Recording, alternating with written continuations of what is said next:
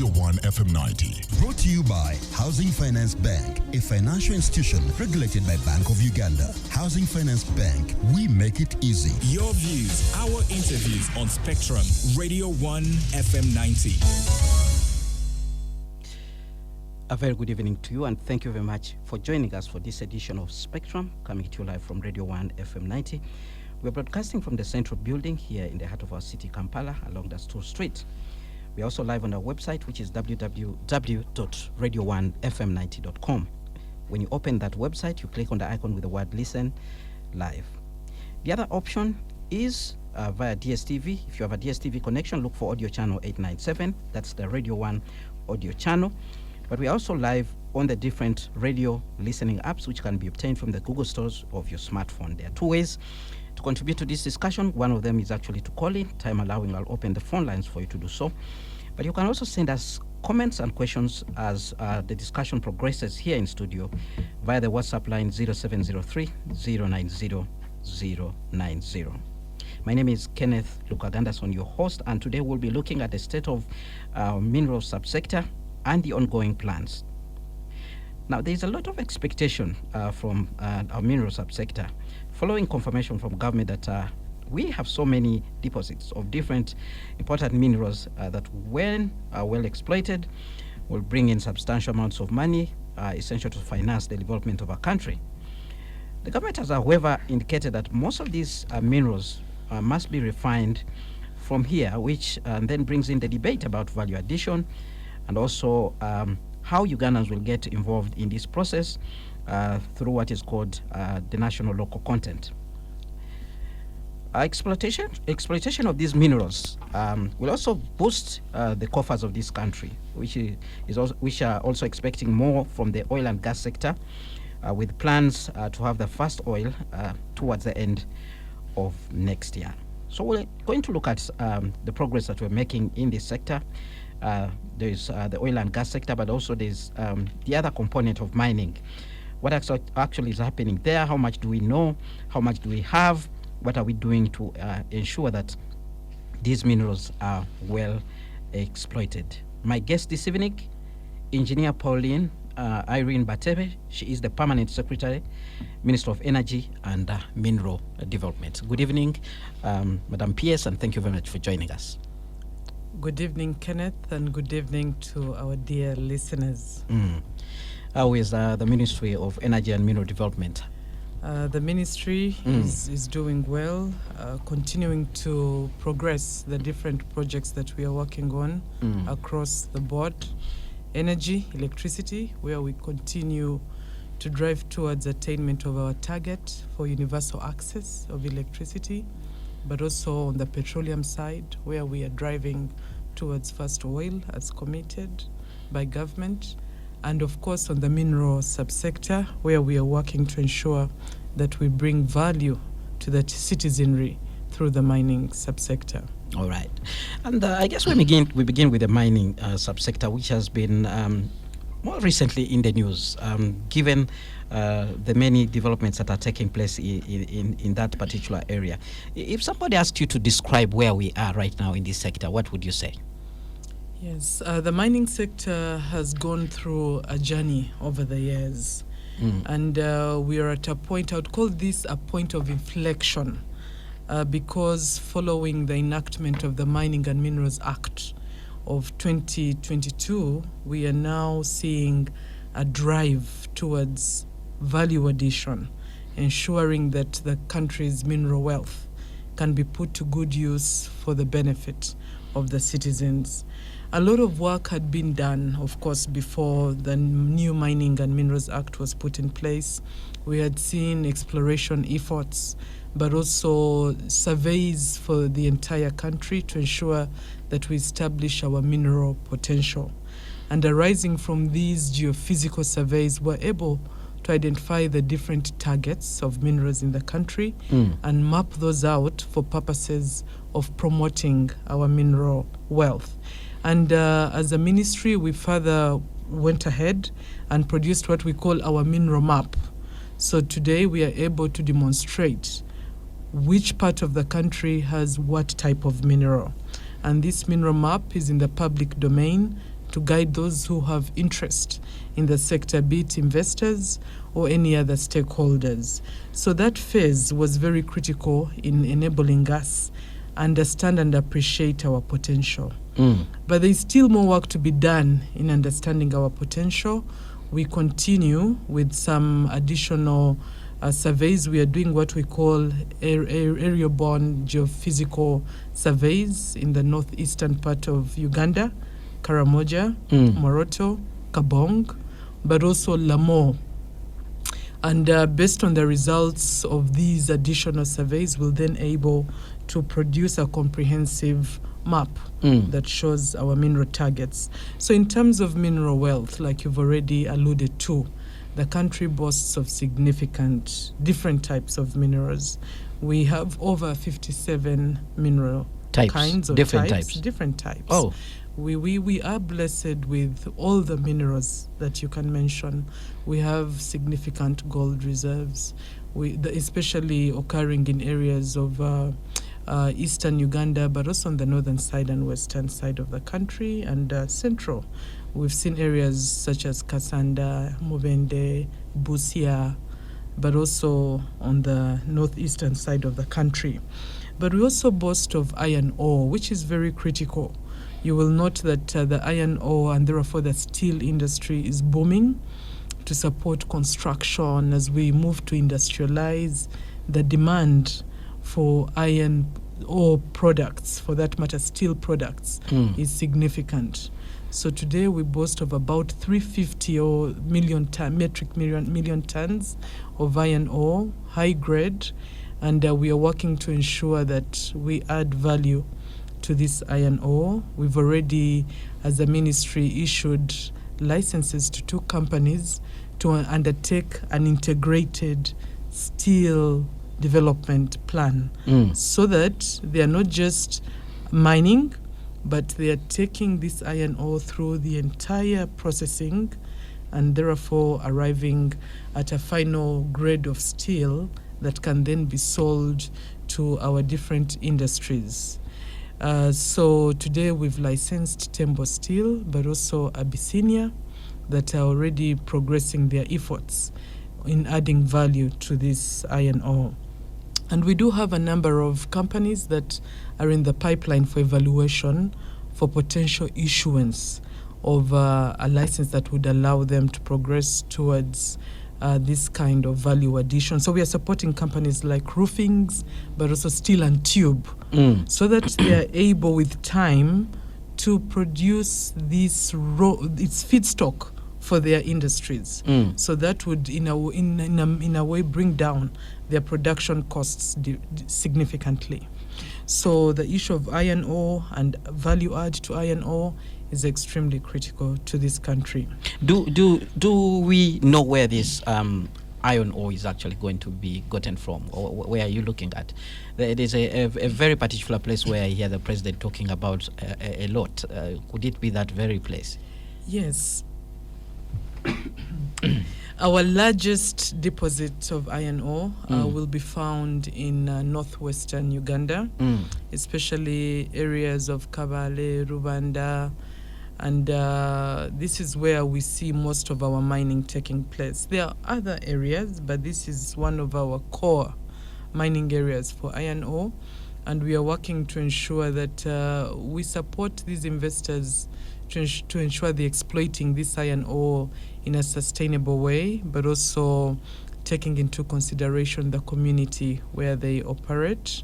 So we are very keen to ensure they obtain a social license so that they can coexist with these communities where they operate and not just exploit and take the iron ore. So Rubanda in Kabale, Kigezi area will be one of our prime locations for iron ore exploitation. Is this the place called Moko? I hear a lot of talk about Moko. Yes, it's largely one and the same. Same area. Yes. And of course, when you talk about communities, and then there comes in questions about, like you said, sustainability, but also ownership. There comes in issues of land, compensation, etc. We have had previously the government or the ministry actually complaining about people are not willing to give away their land, even as minerals are discovered under there. Under the new law and even the current policies that you're operating, how is this issue being treated? Okay. The land issue vis-a-vis ownership and therefore mineral wealth emanates right from our constitution. The constitution is very clear that all minerals above or below the ground belong to the government. That is the starting point. But we are also cognizant of the fact we have ensured that in our law we do provide for an arrangement that goes to enable the communities benefit from this mineral wealth directly, but also indirectly through the revenues that we collect. So we introduce what we call royalties. So at different levels, we will issue out royalties, which we are already doing for some of these areas. And these go down up to the landowner and cultural institutions, and then, of course, the districts. So that is the mechanism. And it's very important that we keep the big picture in sight, that at the end of the day, the mineral wealth that accrues, the government, through our planning cycle, will in turn have these revenues trickle down to the people. So what we are doing to ensure that the government benefits further and brings more value from the mineral industry, we have introduced in our new Mining and Minerals Act what we term a production sharing agreement. So it's an arrangement similar to what we have in petroleum. So in order to effect this, we are putting in place a national mining company, which is basically a mirror of the national oil company on the petroleum side, that will hold the state's commercial interests in the mineral sector. Meaning that this national mining company, well supported financially initially, should be able to also venture out and acquire licenses and exploit this resource, where the bigger benefit will come back to government. So for the start, because it will be a brand new company, we want to pilot with Klembe Mines that we are working to resuscitate, so that they enter a joint venture under the production sharing agreement arrangement and exploit the copper that we have in Klembe Mines. But ultimately, our target as the company takes off the ground is to ensure that it can also venture out as in its own right as the national mining company to exploit the resource.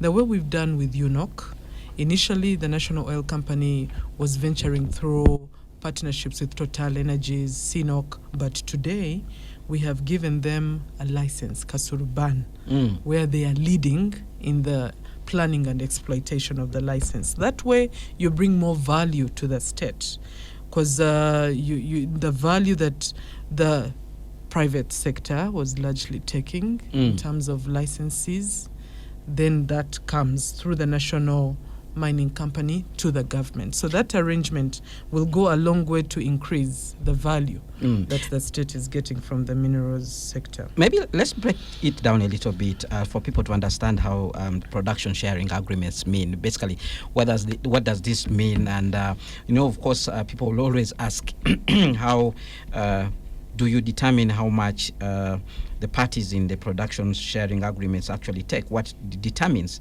Some people actually think that's where the problem has always been in many African countries, whereby the investor ends up taking so much and then the country is left with little. How does our framework operate? Okay, the way the production sharing agreement works, first of all, from the onset, you agree to the terms of the production. So we have what we call the costs that the investor has incurred. At the point of recouping or recovering what has been invested, you have to cater for the investment. So the investor comes with their money and invest. Yes. So even if it was a joint venture and the investors put in some money and the national mining company has put in some money, you must recover this investment, whether debt or equity, in the project. However, we are also aware that this investment must be well assessed initially, but also monitored so that it does not grow to numbers that could wipe out the margins that you anticipate to get in terms of profit. I was even about to ask you, who has the first call on the minerals that they start coming out? We shall get to that. Let me first finish this structure, and then we'll get to that on the waterfall and how it operates. So you have invested, be it in the joint venture, even if it meant both of you, the national mining company and the private sector investor. We monitor those costs. So you must submit a work program. We must ensure you're following that work program throughout the year and that you're not unnecessarily increasing your operational costs. Initially capex, but later operational costs. So the capital investment and the operational costs must be well monitored so that they are not over inflated. So in the production sharing agreement, that investment is recouped. Then later we have a layer of what we call the state participation. So the state also has a portion by virtue of ownership of this wealth. Remember, actually the minerals belong to the state. And then we have what we call the margins of the investor. Naturally, no one invests to have a free lunch. They expect that they will have some returns or make some profit. So that also must be catered for. And this is negotiated prior. It is not something you anticipate. By the time you enter the production sharing agreement, you've locked in what margins the investor will take. So, and then down this waterfall, we have the royalties that I have highlighted. And depending on our different minerals, we stipulate the royalty levels and how those accrue to the individual owners of the land, etc. So largely that is the structure. But coming back to the land issue, because these minerals have to be exploited, then we work with the investor and the affected persons where the project is located to ensure that we obtain what we call surface rights. So basically it's a form of land acquisition to allow for the investor to exploit the resource. And this equally aligns to our Land Acquisition Act. There must be fair and timely compensation, but also critically, we have to ensure that we are compensating the right person. So you must undertake a comprehensive resettlement action plan that will help us identify the affected persons. And then in that process, you must ensure you're consulting extensively and disclosing what each of these affected persons is entitled to. And then ensure that when compensation time arrives, that you are paying them what you committed to. So on the mining side, we enter consent agreements. So you sign off a consent agreement together between the investor and the affected persons. We basically witness to confirm that that was agreed. And then based on that, you then, as the investor, compensate. So there is a clear structure for that. And where we have faced challenges, we ensure we institute grievance management mechanisms. Where we also come in as government to ensure that we are mediating and that these issues are being addressed. Land issues, like you already know, are complex issues. So that's why time and again we have to come in as the government to ensure that we are supporting. And we've done this for our project in Mayuge, Makutu, where we have rare earth elements being developed by Rwenzori Rare Metals, where we boast of about 520 million tons in terms of the capacity of our rare earth elements, very critical elements. These are driving the energy transition, the electric mobility transition. So it is important that we develop them in a structured manner. So basically, that is what the structure is. All right. Staying a little bit on the issue of land, at what point would the government actually, or the ministry, use what you call compulsory land acquisition? Because we have had situations where people are complaining they have not been compensated, but then the project is going on, and they are somewhere complaining and saying our lives have been destroyed. What takes us to that point? First of all, it is not that we execute the project before any form of agreement or recourse or a mechanism that we will explain. Typically, and we've seen it for all our projects, we will move very well up to, let's say, 97% compensation. And there will be a remnant, let's say 3%, that somehow are contesting the valuation rates. We've seen it on all of our projects. So you're dealing with, let's say, 5 project affected persons. The project is sometimes, let's say, it's a linear project, it's progressing linearly, and at a point T, there's this affected person that has completely refused to accept the rates as determined by the chief government valuer. So we do this in a stepwise manner. We first start through our grievance handling mechanism, we enter a negotiation. By negotiating, it's not that we are negotiating for purposes of paying outside the chief government valuer's rates, not at all, but for us to understand what is causing the grievance and how we address it. And then when we exhaust this mediation negotiation, we then progress to the next step, where we will even bring in other external parties, be it the leadership in the area, influential cultural leaders. You really put in a lot of effort to try and resolve the issue. That is time. The project is supposed to be progressing. We are not moving. So after this elaborate process, when we have no choice but proceed, we then trigger the land acquisition option for compulsory acquisition. We are supported by the Attorney General in this endeavor, and then we institute a process with the courts where we deposit the compensation amount that is supposed to be paid to that particular affected person. And then the law allows that we can now proceed as we resolve the grievancy to allow for the projects to progress.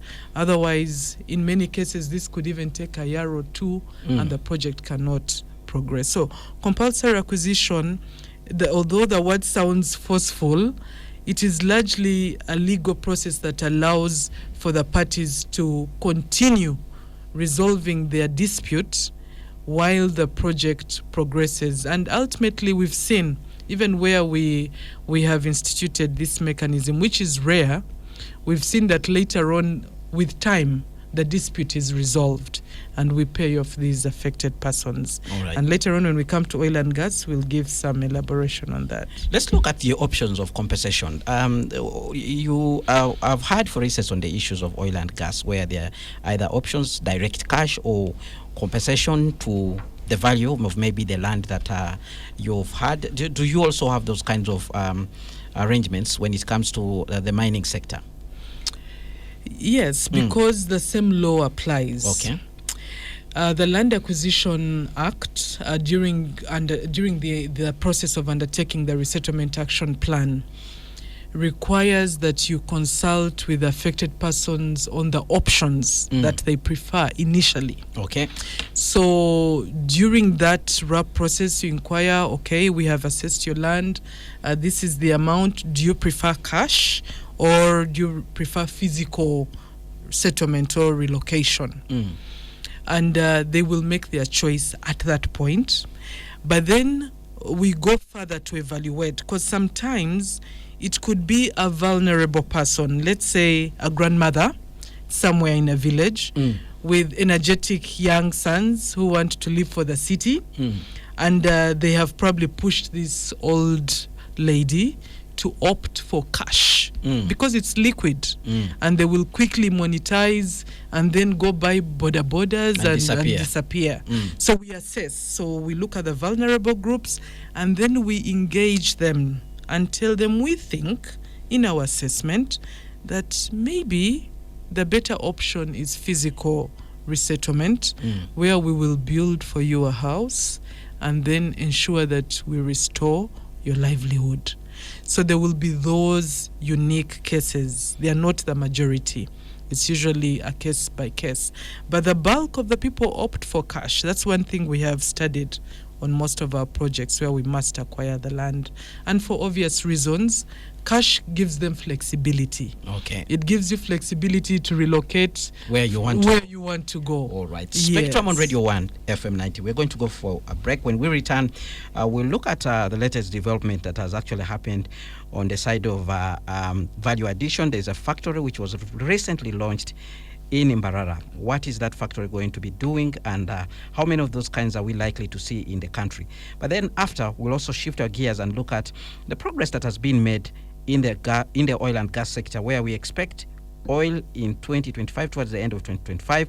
Will we actually meet that target? What's the progress of the critical infrastructure needed actually to put in place that target? Stay tuned to Radio 1 FM 90, but keep your comments coming via the WhatsApp line 0703 090 090. The PS, Engineer Pauline Irene Batebe from the Ministry of Energy will be responding to you. Spectrum on Radio 1 FM 90. Spectrum on Radio 1 FM 90.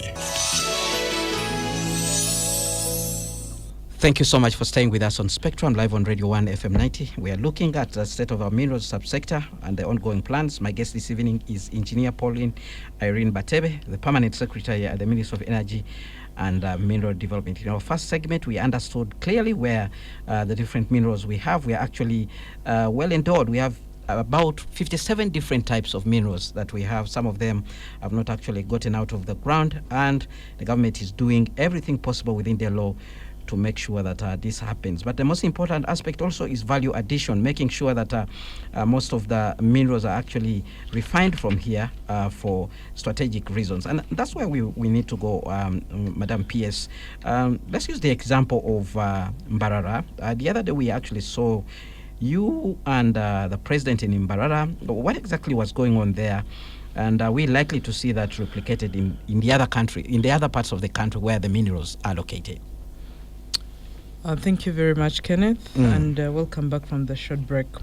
Yes, we did indeed see the commissioning of our first tin smelting plant in Mbarara, in Ruti along Kabale Road. But it's important to highlight that the tin had one time been one of our leading traded minerals in the 1930s. 1930s. Yes, but it was largely being exported in its raw form at the time. Yes. And along the way, and with this effort to ensure that value addition is attained in country, we have seen now the private sector agreeing with government's policy to add value. So Woodcross, which is the company that commissioned the first tin smelting plant in the country, has done this within a record time of about 22 months from the time they started or put their proposition to government. They will be producing about 1,000 tons of tin ingot, the tin bars.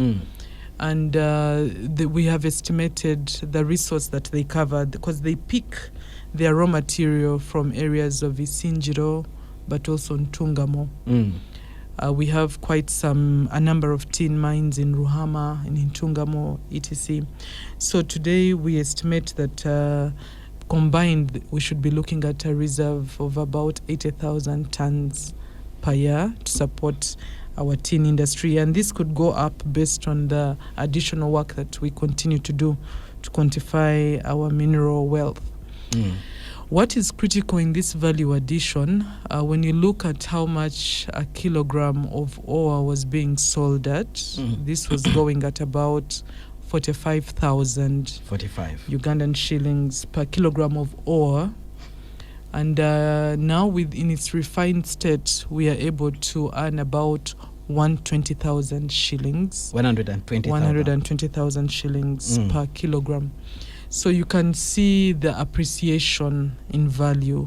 You're now able to earn almost 3 times what you would earn when exporting the ore. So that speaks to value addition. And that's why, as the government, and thanks to His Excellency the President, but also our Honorable Minister of Energy, we've been really keen to ensure that we support the private sector to be able to add value. But of course, for them to do that, we are aware and alive to the fact that they must be supported in a number of ways. Any value addition plant will require electricity. How do we support in the extension of electricity infrastructure to enable them develop these processing facilities? So as a ministry, we are now integrating our planning in a manner that all our electricity projects and programs have a component of ensuring that we are extending power to mineral locations. That's one. The other key point that is needed to support in unlocking the value addition policy is roads. We need roads to be able to access, first of all, the mineral sites, but also be able to track this ore, or be it the refined product that is destined either to another downstream facility or for export. We need this infrastructure. So we are also working with our sister ministry, the Ministry of Works and Transport, to ensure that there is a deliberate effort to support the mineral subsector in having this infrastructure. It will go a long way to unlock our value in terms of the potential that we hold. So this is the pioneer, but we shall have many others coming along. We are supporting a number of companies, H5 Resources, somewhere in Ntungamo, Murasandu, and others. So we see now that Woodcross has demonstrated that actually you can work with government and achieve value addition in record time. That is going to create confidence among the investors, so that we see many more of them investing for purposes of unlocking this industry. So we will continue supporting many others, including right now where we are working to identify the investor for Klembe Mines. Recall, Klembe Mines still holds significant copper resources. We are looking at about 4.5 million tons of copper that we must exploit, but also cobalt that is seated in Kasese, about 5.5 million metric tons. There were issues around the Klembe Mines. Have they been resolved? The issues around Klembe Mines, because the mine has largely been under maintenance and care. You remember it was last operated in the 70s, and all this time it has largely been in maintenance and care. And naturally, even if it was a car, there will be certain things that happen. We've seen, apart from the floods from the Nyamwamba River that have destroyed the entire ecosystem and the setup of that mine, we are aware of other issues of land encroachers that we are working with the Office of the Prime Minister to see that we address as we promote this investment, and then critically to restore the infrastructure and also tame the river waterway Nyamwamba, because if left alone it becomes a nuisance. So we've been working with Ministry of Water and Environment, but also the NEC engineering arm, to see how we tame the river again as we prepare to onboard the investor. But also we are aware of the power plant, Mobuko hydropower plant, that was supporting the mines. This also needs a lot of revamp work, and in structuring the project for promotion, and as we identify the investor, because we are now almost at the tail end of that selection process. It was a competitive process. We have structured this in a holistic manner so that whichever investor we onboard that will enter partnership with a national mining company will have to look at the holistic development of the mine, and we estimate that this will be in a tune of probably over $300 million initially, Right. and then add on to that. All right. Now let's shift our gears and look at some key developments in the oil and gas sector. We have a target of oil in 2025, towards the end of 2025. That's what the minister actually told us. From what you're seeing, are we actually going to meet this target, or you can also still revise it? Yes, yes, And it will be the third time or the fourth time? And we'll explain this journey. I like the analogy that my honorable minister used. We've just concluded an entire conference organized by the Chamber of Mines and Petroleum today, and the analogy she used was the oil and gas sector being looked at as holding a baby. You're pregnant. And you're moving towards delivery, and the delivery can be plus or minus a few days. With the labor pains. So, in general, the project is on course. And we have seen in the upstream where the oil fields are located, in Tilenga, where Total Energies operates, but also in Kingfisher, Chikube, Hoima area, where CNOOC operates. The developments of our central processing facilities, where we will be initially collecting the oil for purposes of some initial processing before we bring it down to Kabalega Industrial Park, where the refinery will be located, but also where the journey of the East Africa crude oil pipeline to Tanzania starts.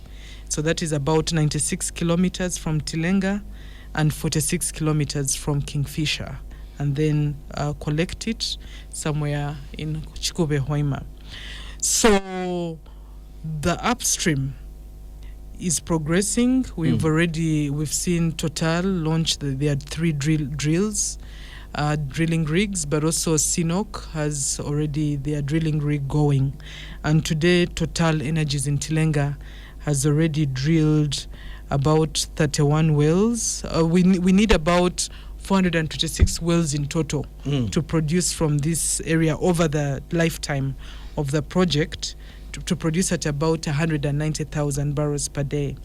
And Total Energies has already drilled about 34 wells, and we expect that they will continue increasing as we move towards first oil. So there's a hive of activity in that location. Equally for Kingfisher, operated by CNOOC, where we expect to produce 40,000 barrels of oil per day. We have seen them already progressing. They've drilled quite a number of wells. Out of the 31 wells that they expect, they've done about 7 wells, and they continue to increase towards first oil. So the physical work on ground is testament that the project is progressing. And then on the East Africa crude oil pipeline, we have started and seen the importation of what we initially call them line pipes before they become a long pipeline. So we saw the importation of the very first batch of pipelines of 100 kilometers length in terms of coverage of the pipeline into Tanzania. But also just last month we saw the commissioning of a thermal coating plant, where these line pipes are taken for coating for purposes of insulation. All right. In preparation for laying. Then still for the upstream, we've seen the pipelines that are supposed to bring crude oil to the central place in Kikube. We have started the laying of the pipes, the 96 kilometers and the 46 kilometers. So there's quite progress there, and we expect that we'll meet our set target. All right. Well, Spectrum on Radio 1 FM 90, we have already some comments coming in from the listeners, and I'll put those comments to you, Madam PS, for purposes of response. Let's begin with a comment coming in from a listener called Tom. Tom says, thank you for bringing the PS Minister of Energy to the studio. She's informed, articulate, and sounds very pleasant. Why aren't other government officials like her? She says, I like her. That aside, can we see government invest in mining as a shareholder with the private players in the market so as to reduce the burden of the taxpayer?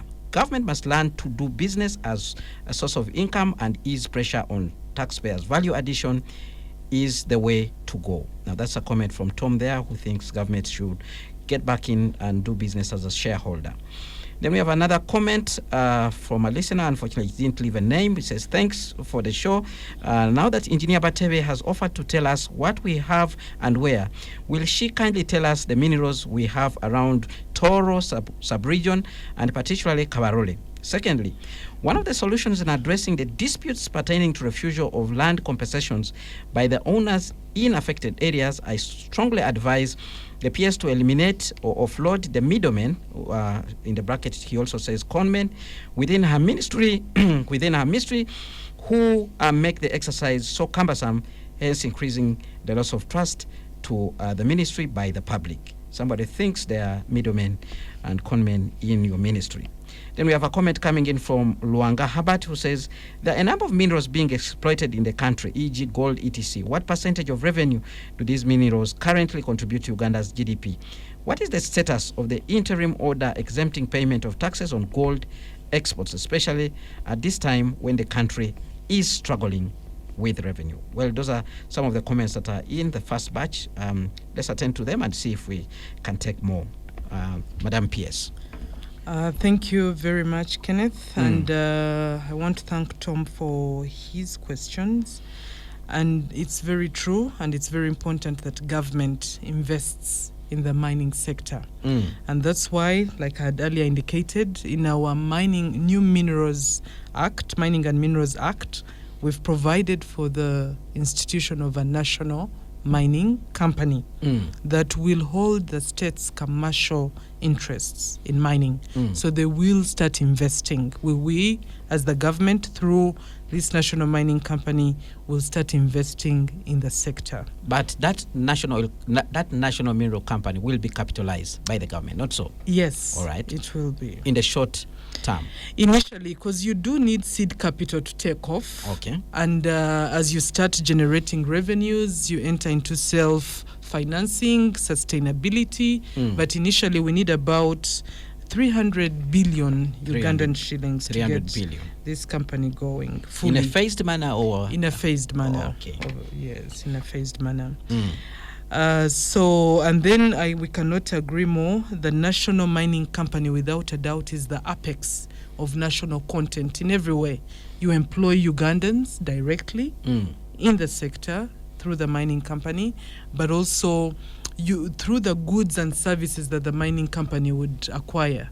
You then have an opportunity to acquire this from local Ugandans. So we look at it as the apex of national content, and we are determined to ensure we drive the national mining company. Okay. Now, on the issue of minerals in Kabarole, sub-region, it's such a pleasant question. Someone is taking you back home.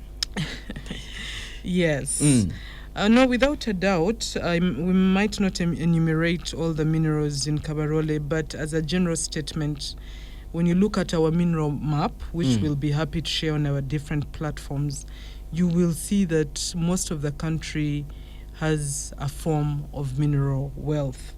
And remember, for Kabarole, without much ado, when you look at Klembe Mines alone, that Klembe Mines straddles into Toro, and that's why the king of Toro even had some shares into the original Klembe Mines.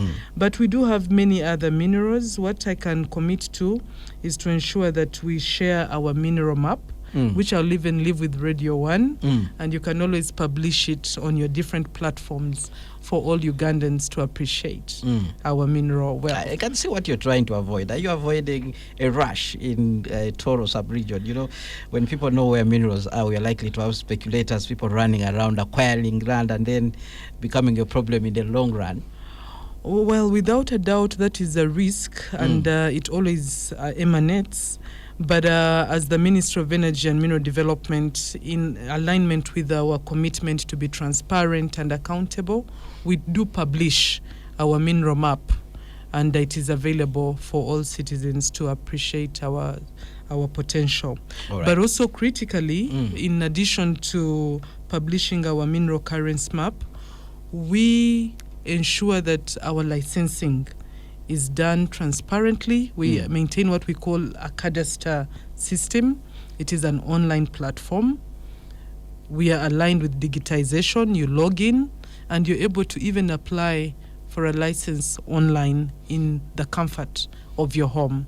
So that speaks to the level of transparency that the government is committed to achieve. So this mineral map, in a way, you will also find on our cadastre system, because that's the only way you select the available area for application of a license. All right, that very listener is actually giving you some advice on how to deal with issues of compensation. Eliminate or offload the middlemen who are in your ministry. Do you have some there who have given you trouble?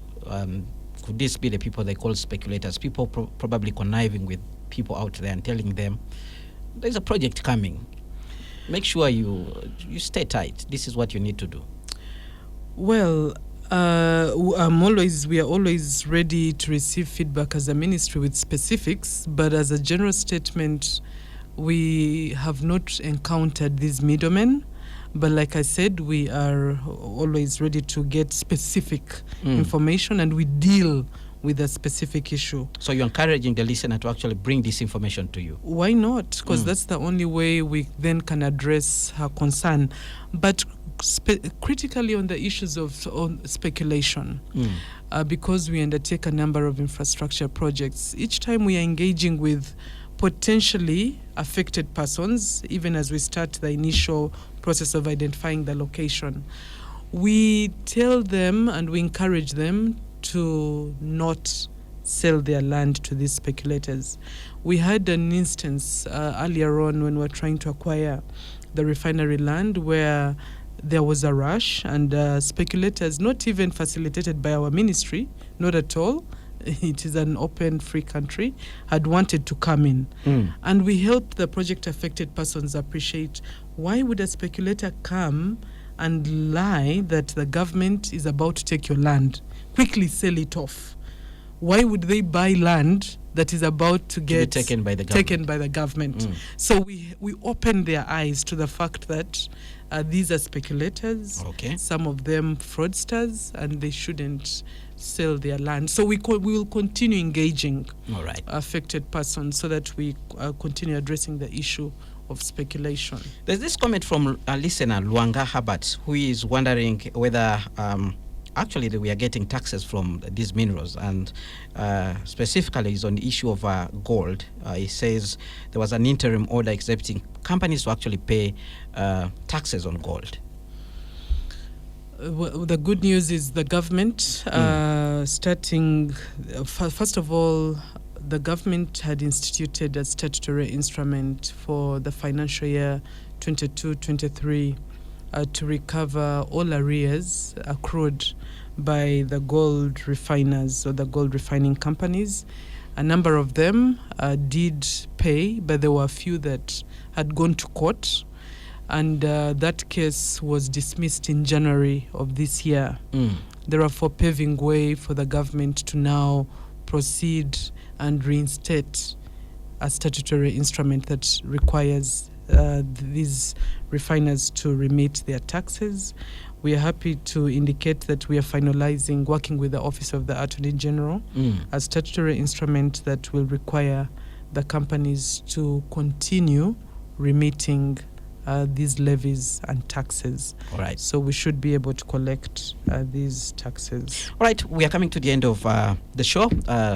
Quick final message to Ugandans who have been listening to you.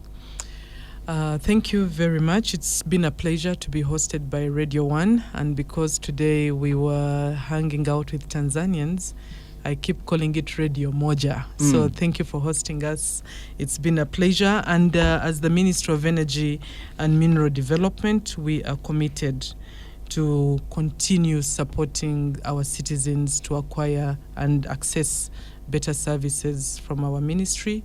We are committed to aspects of value addition, but critically to transparency and accountability. We want to open our books. Where are the questions? Let's address them together. So for those who would want to give us feedback, you can reach out to us on our different platforms as we progress the electricity, energy, and minerals and petroleum subsector. Thank you, Kenneth, and thank you to our dear listeners. It's been a pleasure.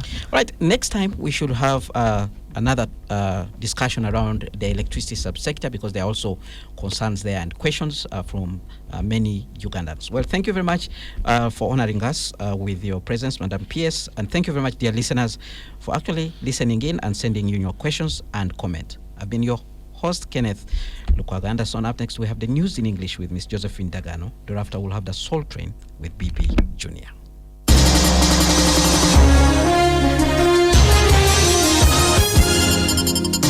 Spectrum on Radio 1 FM 90.